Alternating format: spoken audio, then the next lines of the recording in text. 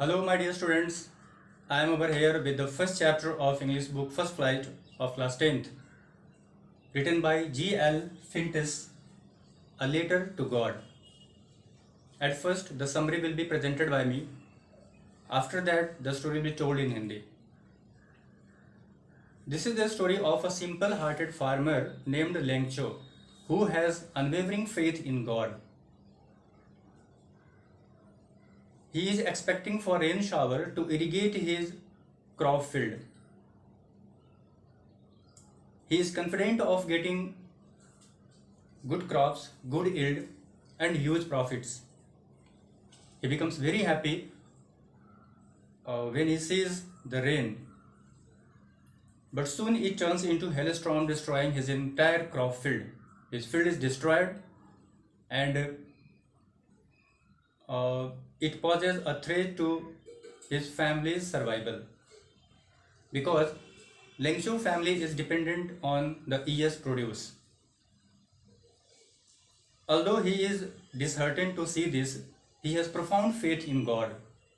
So he decides to write a letter to God, explaining his situation and asking for help. So he decides to write to him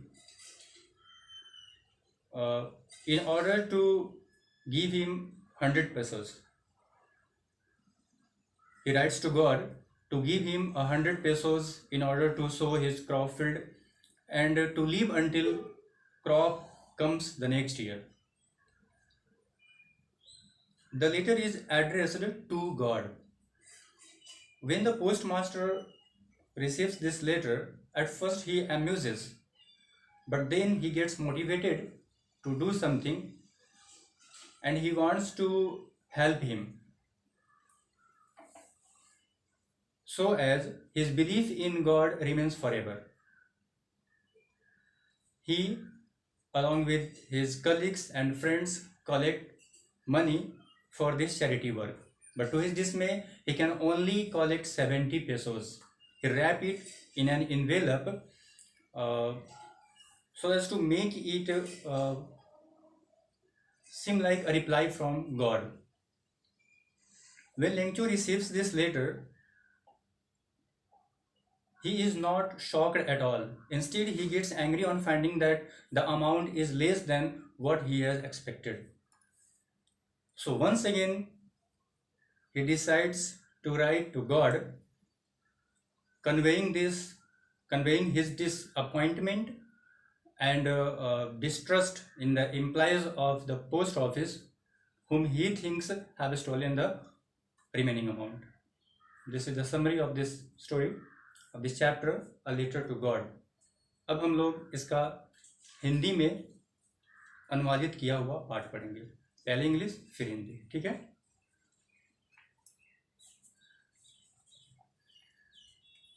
Some of the difficult words have been written on the board. You can see behind me. The house, the only one in the entire valley, sat on the crest of a low hill. घाटी में, उस पूरी घाटी में एक घर जो कि पहाड़ी के ऊंचाई के ऊपर स्थित था, वहाँ पे पूरी घाटी में. From this height one could see the river and the field of ripe corn dotted with the flowers that always promised a good harvest. और उस ऊंचाई से जहाँ पे वो घर है, वहाँ से कोई भी व्यक्ति देख सकता था कि पके हुए जो बाल थे, जो अनाज था, जो फसल था लगा हुआ, उसमें फूल लगे हुए थे, और इससे ये उम्मीद जाहिर हो रही थी कि इस बार फसल अच्छा होगा, फसल का उत्पादन अच्छा होगा. The only thing the earth needed was a downpour or at least a shower. सिर्फ एक चीज़ जो धरती को ज़रूरत थी, उस खेत के लिए जो ज़रूरत थी, वो ये थी कि मूसलाधार बारिश की. अगर मूसलाधार नहीं भी तो हल्की फुल्की बारिश की ज़रूरत थी. Throughout the morning, Lengcho, who knew his fields intimately, had done nothing else but see the sky towards the northeast. सुबह से ही लेंगचो जो है वो, जो कि अपने खेत को बहुत ही करीब से जानता है, बहुत ही घनिष्ठ रूप से लगाव उसको है अपने खेतों से, क्लोजली, इंटीमेटली, तो वो और कोई कुछ नहीं कर रहा है. वो बस सुबह से जो है ना नॉर्थ ईस्ट डायरेक्शन में, उत्तर और पूर्व दिशा में, वो आसमान की तरफ देखे जा रहा है. Now we are really going to get some water woman. वो अपनी वाइफ से कहता है कि अब हम लोग कुछ पानी प्राप्त करने जा रहे हैं, यानी अब बारिश कुछ होने वाली है। The woman who was preparing supper replied, supper यहाँ पे एक वर्ड आया, डिफिकल्ट वर्ड है, तो सपर को हम कह सकते हैं कि any meal that is eaten in the evening before going to bed, मतलब सायंकाल में या फिर रात्रि के समय जो भोजन करते हैं हम सोने जाने के पहले, उसको हम सपर कहते हैं। The woman who was preparing supper replied yes God willing, तो वो महिला, वो औरत जो कि सपर की तैयारी कर रही है, सायंकाल का भोजन पका रही है, वो कहती है कि हाँ भगवान चाहे तो, मतलब भगवान चाहे तो अच्छी इस बार बारिश होगी। The older boys were working in the field while the smaller ones were playing near the house until the woman called to them all, come for dinner. जो बड़े बच्चे हैं वो सबके सब खेतों में काम कर रहे हैं, और जो छोटे बच्चे हैं वो घर के पास खेल रहे होते हैं, जब वो औरत उन लोगों को पुकारती है भोजन के लिए आ जाओ। It was during the meal that just as turn over your page, Lengcho had predicted the big drops of rain began to fall, और जैसा कि लेंचो ने भविष्यवाणी किया था, जैसा कि उसने उम्मीद जताया था, बड़ी बड़ी बारिश की बूंदें गिरने लगती हैं। In the north east huge mountains of clouds could be seen approaching, उत्तर पूर्व की दिशा में बड़े बड़े पहाड़ की आकृति में, पहाड़ की तरफ बादलों का समूह करीब आता हुआ दिखाई दे रहा था। Approaching means coming nearer. The air was fresh and sweet, हवा जो थी वो ताज़ी थी, अच्छी हवा बह रही थी। The man went out for no other reason than to have the pleasure of feeling the rain on his body. Lencho जो है वो बाहर जाता है, बारिश होती रहती है, तो बारिश में उसको भीगने से ज़्यादा आनंद अभी किसी और काम में उसे नहीं लग सकता था, तो वो चला जाता है भीगने के लिए। And when he return he exclaimed, और जब वो वापस आता है तो वो आश्चर्य व्यक्त करता है, this aren't rain drops falling from the sky, ये बारिश की बूंदें नहीं हैं जो आसमान से गिर रही हैं, दे आर न्यू कॉइन्स, ये तो नए सिक्के की तरह हैं, नए सिक्के हैं। यहाँ पे मेटाफर है, डायरेक्ट कंपैरिजन है, तो दे आर न्यू कॉइन्स, यानी बारिश की बूंदों से सिक्कों के साथ सीधे तुलना किया जा रहा है।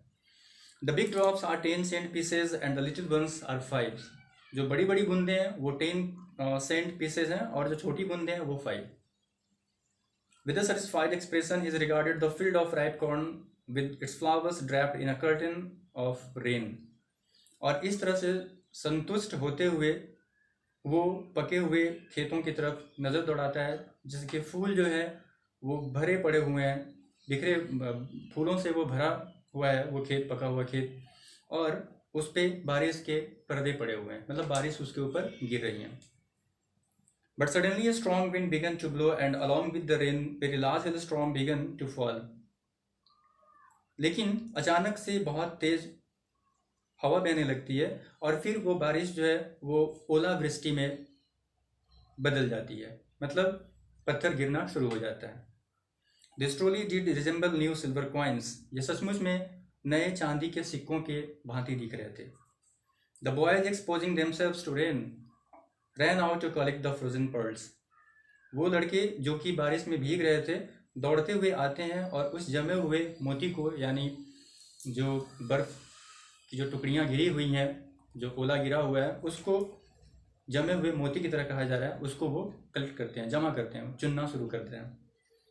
It's really getting bad now exclaimed the man. अब लेंगचो जो है ना वो आश्चर्य जाहिर करते हुए कहता है, अब सचमुच में बुरा हो रहा है। यानी अब तक तो उसे अच्छा लग रहा था कि उसकी फसल अच्छी होगी, फसल का उत्पादन अच्छा होगा क्योंकि बारिश हो रही है, हल्के फुल्के ओलावृष्टि भी हुए, लेकिन अब वो ओलावृष्टि बढ़ने लगते हैं, तो इसलिए वो कह रहा है कि अब ये बुरा हो रहा है। I hope it passes quickly, वो कहता है कि मैं उम्मीद करता हूँ ये तुरंत जल्दी से ये गुजर जाए, मतलब ज़्यादा देर तक ओलावृष्टि ना हो। It did not pass quickly, लेकिन ये इतना जल्दी नहीं गुजरा, नहीं बीता। For an hour the hail rained on the house, the garden, the hillside, the cornfield, on the whole valley. और आधे घंटे तक वो ओलावृष्टि जो है वो घर के ऊपर, बागीचे में, पहाड़ी की ढाल पे, अनाज के जो भरे मैदान हैं उस पे, और पूरी घाटी में होती रही। The field was white as if covered with salt, जो खेत है वो पूरा का पूरा उजला दिखने लगा, ऐसा लग रहा था जैसे कि नमक से ढक दिया गया हो ओलावृष्टि के कारण। Not a leaf remained on the trees, एक भी पत्ता पेड़ों पे नहीं बचा, सारे पत्ते टूट चुके थे। The corn was totally destroyed, और जो फसल था वो बिल्कुल ही पूरी तरह से नष्ट हो चुका था। The flowers were gone from the plants, और जो फूल थे वो सारे के सारे फूल झड़ चुके थे, खत्म हो चुके थे। Lencho soul was filled with sadness, Lencho की जो आत्मा है, लिंगचो का जो मन है वो दुख से भर जाता है। When the storm had passed, he stood in the middle of the field and said to his sons, जब तूफान समाप्त हो गया, चला गया, वो अपने खेतों के बीच में खड़ा होकर के अपने बच्चों से कहा, A plague of locusts would have lived more than this. यहाँ पे प्लेग दल के लिए हम कर सकते हैं, झुंड के लिए कर सकते हैं, और लोकस्ट यहाँ आपके बुक में दिया हुआ है, insects which fly in big swarm, जो ऐसा कीड़ा जो समूह में उड़ता हो और जो फसलों को नुकसान पहुँचाता हो, है ना, एंड डिस्ट्रॉयज क्रॉप्स, इसको हम टिड्डी कर सकते हैं। तो एक टिड्डी का झुंड जो है वो भी अगर इस पर हमला बोलता तो कुछ छोड़ जाता, लेकिन इस ओलावृष्टि ने पूरे के पूरे फसल को बर्बाद कर दिया, नष्ट कर दिया है। The hill has left nothing, ये ओलावृष्टि ने कुछ भी नहीं छोड़ा। This year we will have no corn, और इस साल हम लोगों के पास कुछ भी फसल नहीं होगा। That night was a sorrowful one, वो रात बहुत ही दुखदाई रात थी। All our work for nothing, हमने जो भी ये सारी बातें लिंगचो कह रहा है, लिंगचो कह रहा है कि हम लोगों ने जो भी काम किया, जितनी भी मेहनतें हमने की, वो सारे के सारे बेकार गए, किसी काम के नहीं रहे।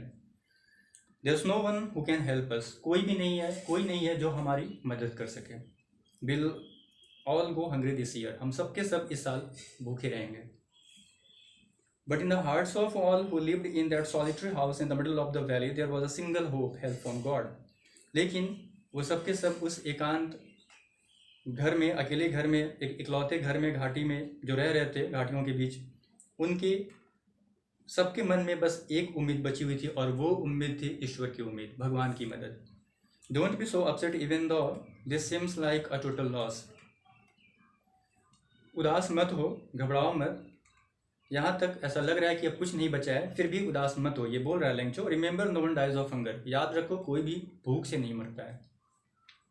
दैट्स व्हाट दे से, ऐसा लोग कहते हैं, no one dies of hunger, कोई भी भूख से नहीं मरता है। All through the night Lencho thought only of his one hope, और सारी रात लिंगचो बस उसी एक उम्मीद के ऊपर सोचता रहा, द हेल्प ऑफ गॉड, ईश्वर की उम्मीद, भगवान की उम्मीद।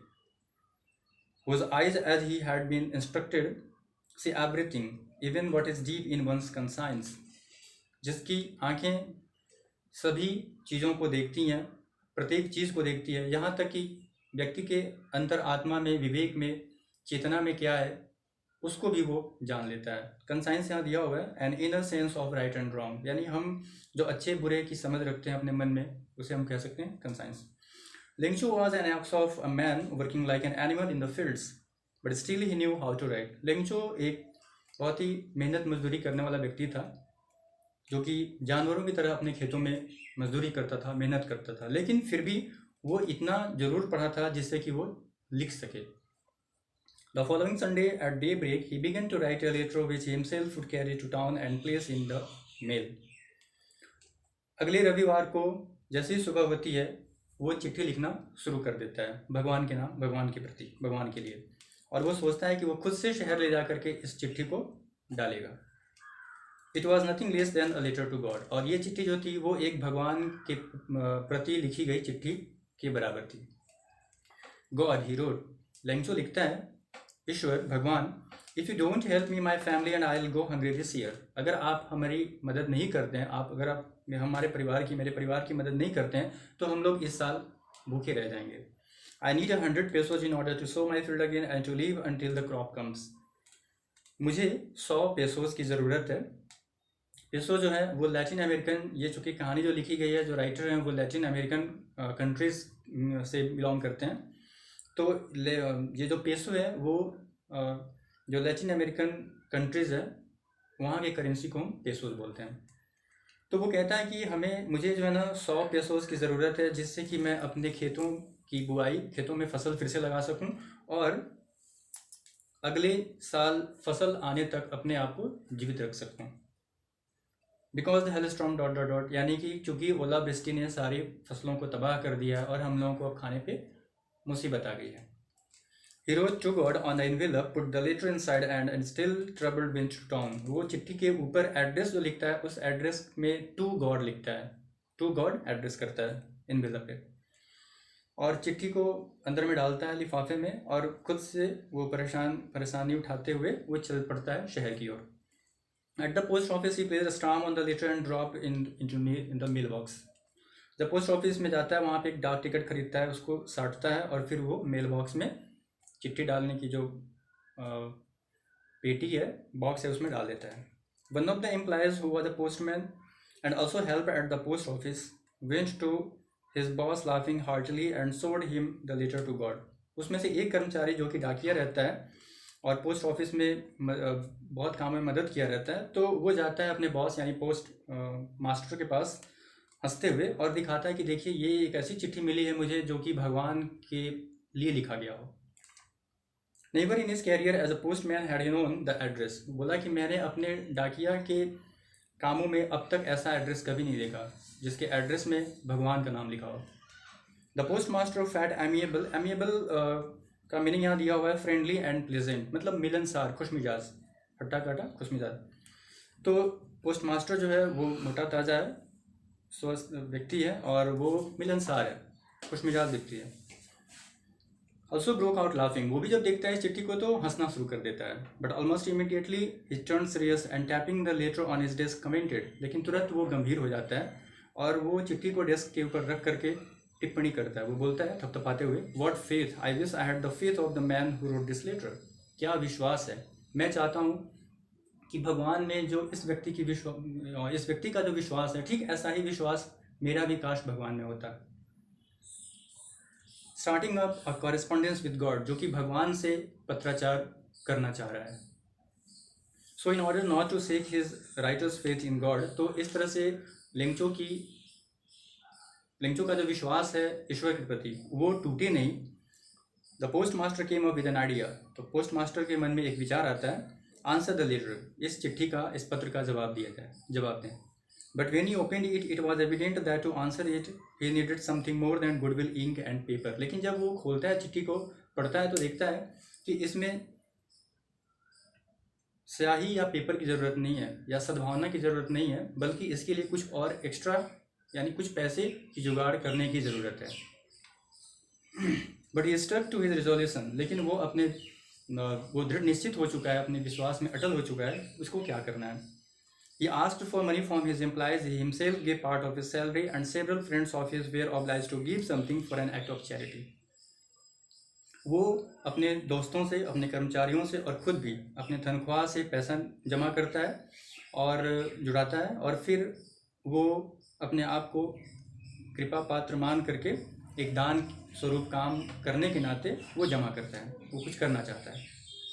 It was impossible for him to gather together the 100 pesos. लेकिन 100 pesos उसके लिए जुटा पाना मुश्किल का काम रहता है. So he was able to send the farmer only a little more than half. इसलिए वो आधे से ज़्यादा यानी 50 pesos से ज़्यादा, मतलब 70 pesos के आसपास वो 70 pesos वो जमा कर पाता है देने के लिए. He put the money in an envelope addressed to Lengcho and with it a letter containing only a single word as signature God. वो उस पैसे को लिफाफे में डालता है लेंचो के एड्रेस लिखते हुए, और सिग्नेचर में गॉड लिख देता है सिर्फ वो. The following Sunday Lencho came a bit earlier than usual to ask if there was a letter for him.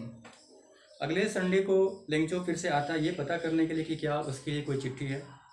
It was the postman himself who handed the letter to him, while the postmaster, experiencing the contentment of a man who has performed a good deed, looked on from his office. जो postman रहता है वो खुद अपने हाथों से उस चिट्ठी को लेंचो को देता है, और पोस्ट मास्टर अपने ऑफिस में बैठा हुआ संतुष्ट नजर आते हुए उसको देखते रहता है. Lencho showed not the slightest surprise on seeing the money, such was his confidence. Lencho जब पैसा देखता है तो उसको आश्चर्य नहीं होता है, ऐसा उसका विश्वास होता है. उसको लगता है कि नहीं, मैंने जो चिट्ठी लिखी है मेरा जवाब आएगा और मुझे पैसा ईश्वर देंगे, तो इसलिए वो आश्चर्य व्यक्त नहीं करता है. But he became angry when he counted the money. लेकिन जब वो पैसा की गिनती करता है तो वो गुस्सा हो जाता है. God could not have made a mistake. भगवान तो कभी गलती कर ही नहीं सकते हैं. Nor could he have denied Lencho what he had requested. और ना ही वो इनकार कर सकते हैं कि लेंचो ने क्या लेना चाहा है भगवान से. मतलब भगवान से जो आग्रह किया है भगवान तो उसको मना करेंगे नहीं। Immediately Lencho went up to the window to ask for paper and ink. तुरंत लेंगचो चला जाता है खिड़की के पास, वहाँ से पेपर मांगता है, वो इंक मांगता है। On the public writing table he started to write with much wrinkling on his brow. और वो पब्लिक टेबल पे जा करके वहाँ पे लिखना शुरू कर देता है एक लेटर, चिट्ठी। उसके भौहों में त्योरियाँ चढ़ी हुई हैं, मतलब वो चिंतित दिख रहा है। Caused by the effort he had to make to express his ideas, वो जिन विचारों को लिखना चाह रहा है इसकी वजह से उसके भौं में त्योरियाँ चढ़ी हुई हैं। When he finished he went to the window to buy a stamp which he licked and then affixed to the envelope with the blow of his fist। लिखने के बाद में वो खिड़की के पास जाता है, वहाँ से एक टिकट लेता है, टिकट खरीदता है, फिर वहाँ से वो थूक लगाता है उसमें, फिर उसको एनवेलप के ऊपर रख करके चिपकाने के लिए एक जोर की मुट्ठी मारता है। The moment the letter fell into the mailbox, the postmaster went to open it। और जैसे ही मेल बॉक्स में लेंगचो चिट्ठी ड्रॉप करता है, पोस्ट मास्टर उसको खोल के देखना चाहता है, वो खोलने के लिए जाता है। It said, God of the money that I asked for, only 70 pesos reached me। उसमें ये लिखा हुआ रहता है, ईश्वर भगवान, मैंने जितना आपसे पैसा मांगा था उसमें से सिर्फ 70 पेसोज ही मुझे पहुँचे हैं, मुझे मिले हैं, मेरे पास पहुँचा है। सेंड मी द रेस्ट, बाद बाकी जो है वो भी मुझे भेज दें। Since I need it very much, चूँकि उसको उस पैसे की मुझे बहुत ज़रूरत है। But don't send it to me through the mail because the post office employees are a bunch of crook. लेंगचो, लेकिन आप उस पैसे को पोस्ट ऑफिस से नहीं भेजेंगे क्योंकि पोस्ट ऑफिस के जो कर्मचारी हैं वो ठगों का, धूर्तों का एक दल है, समूह है। क्रूक को आप कह सकते हैं कि a person who cheats, steals, a person who steals, a person who cheats, or a dishonest person, okay, who do some dishonest work job। तो धूर्त हम हिंदी में कह सकते हैं, ठग कह सकते हैं। तो वो कहता है कि आप पैसे भेजेंगे, पैसे की ज़रूरत है मुझे, लेकिन आप पोस्ट ऑफिस के द्वारा नहीं भेजेंगे क्योंकि पोस्ट ऑफिस के जो कर्मचारी हैं वो सबके सब ठगों का एक दल है। ऐसा करके वो लास्ट में लेंगचो लिख देता है। So this was the story.